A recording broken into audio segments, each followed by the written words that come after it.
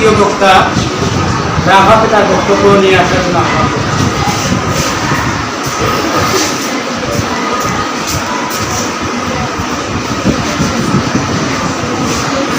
যদি লক্ষ্য থাকে অটুটে বিশ্বাস হৃদয়ে, তবেই হবে দেখা, দেখা হবে বিজয়ে।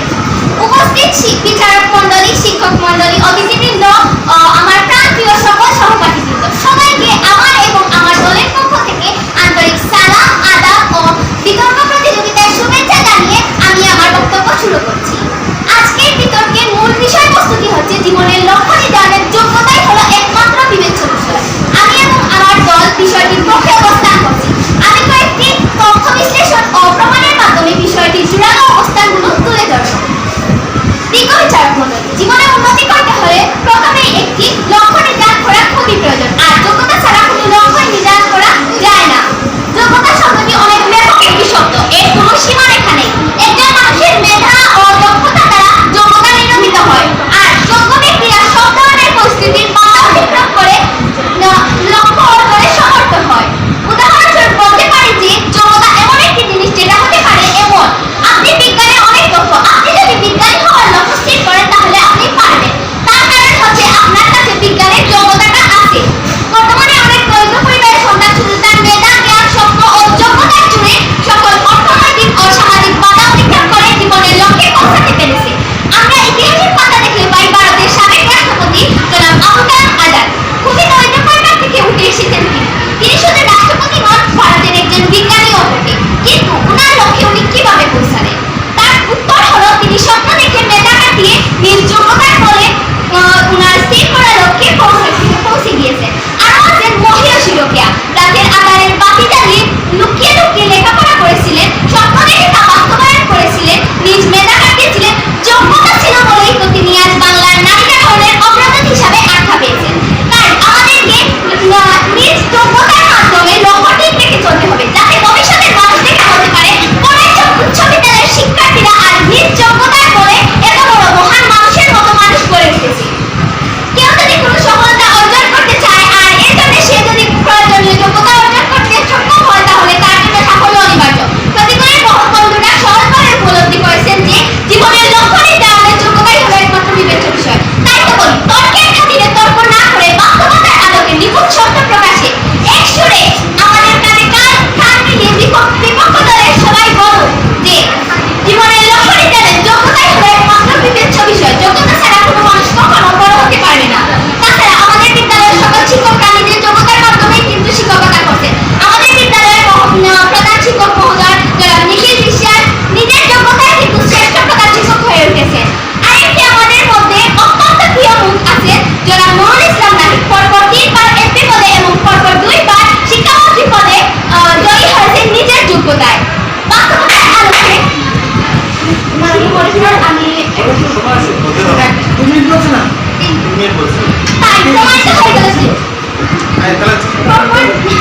বাস্তবতার সাক্ষী যে চোখ খুলে প্রতিকূলের বন্ধুরা তাকান, জানুন সিলেট বিভাগের শ্রেষ্ঠ উপজেলা চেয়ারম্যান নির্বাচিত হয়েছেন মঞ্জুর কাদের সাথী চৌধুরী।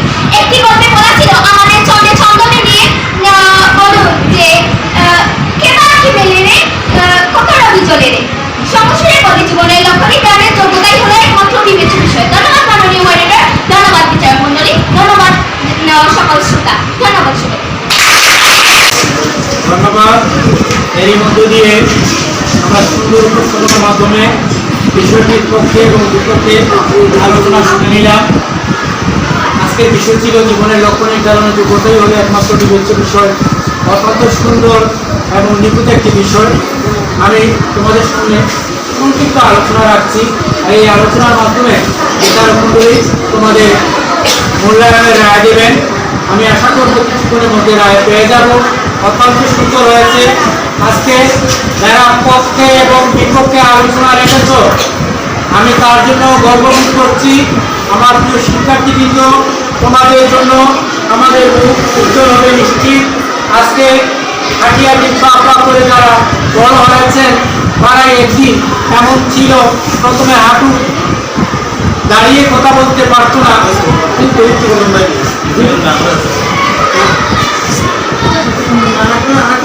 হাঁটি হাঁটি পা করে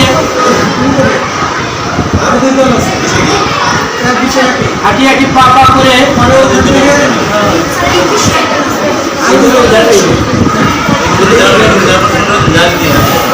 হাঁটি পা পা করে যারা স্বপ্ন বুঝেছিলেন, লক্ষ্য দেখেছিলেন, তারা স্বপ্নদয়ের গৌরব অর্জন করেছেন এবং প্রতিষ্ঠিত হয়েছেন। তোমরা একদিন প্রতিষ্ঠিত হবে। আজকের বিষয় থেকে তিনটি বিষয় স্পষ্ট হয়েছে। এক হচ্ছে যোগ্যতা, দুই হচ্ছে দৃঢ় ইচ্ছা, তিন হচ্ছে আত্মবিশ্বাস। এই তিনটি বিষয় লালন করতে পারলে এবং এই তিনটি বিষয় নিয়ে তোমার স্বপ্ন দেখার নিখুঁত নির্বেজাল সুন্দর হলে তুমিও জীবনে এমন কাঙ্ক্ষিত লক্ষ্যে পৌঁছবে ইনশাআল্লাহ। তোমাদের জন্য বারে বারে বলি, তোমাদের আজকের এই উপস্থাপনা আমাকে গৌরবান্বিত করেছে। আমি স্বপ্ন দেখছি তোমাদের মধ্যে যে তোমরা একদিন এপিজে আব্দুল কালাম আজাদ হবে, তোমরা একদিন বিল গেটসের মতো হবে, তোমরা একদিন রবীন্দ্রনাথ মতো সাহিত্য লিখবে, সাহিত্য তোমরা লিখতে পারবে। তোমাদের সম্মুখে তোমাদের টাকা স্যার এই কথা বলছেন, এ পর্যন্ত আমিও ছোট্ট দুটি বই লিখেছি। আমি বিশ্বাস করি আমার প্রিয় শিক্ষার্থীবৃন্দ তোমরাও একদিন এ ধরনের সাহিত্য লিখবে।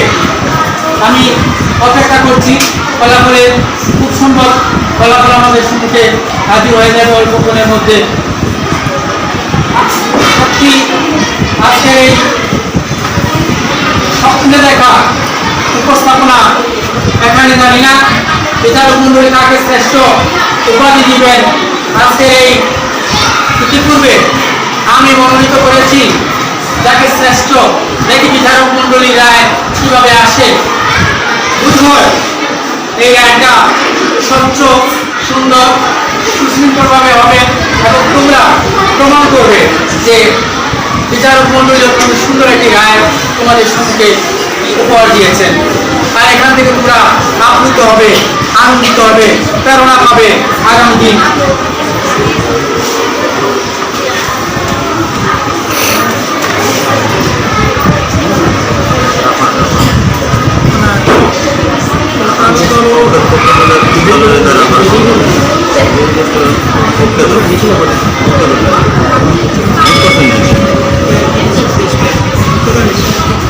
শুনিয়ারা তোমরা অত্যন্ত সুন্দরভাবে বসেছ।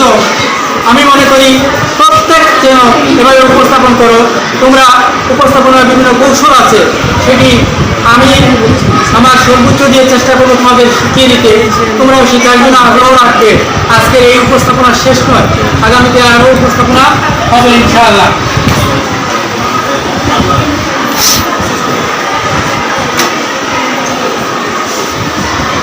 অত্যন্ত সুন্দর সুসংবাদ ফলাফল প্রস্তুত হয়েছে। আমার কাছে ফলাফল এসেছে। আজকের বিষয়ে উপস্থাপনায়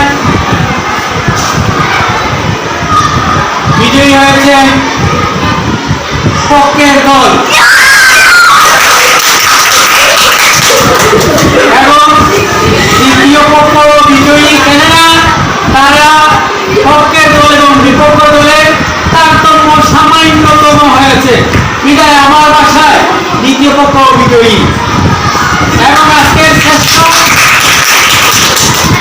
শ্রেষ্ঠ বক্তা হচ্ছে পক্ষের দলের তৃতীয় বক্তা রাফা।